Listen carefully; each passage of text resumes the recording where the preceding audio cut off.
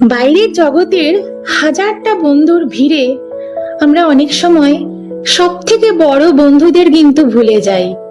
জানেন তারা কারা? তারা আমাদের বাবা মা।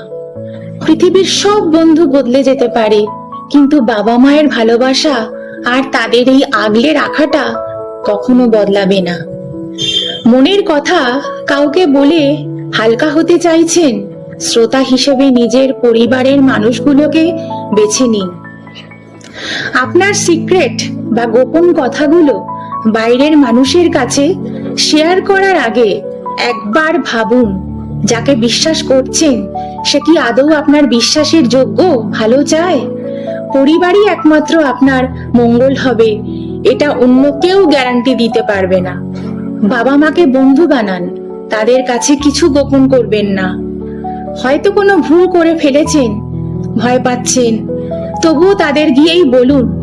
তারা হয়তো বকবেন, কিন্তু বিপদের দিনে তারাই একমাত্র আপনাকে বুক দিয়ে আগলে রাখবেন। বাইরের মানুষের কাছে হালকা হতে গিয়ে নিজেকে হাসির পাত্র বানাবেন না।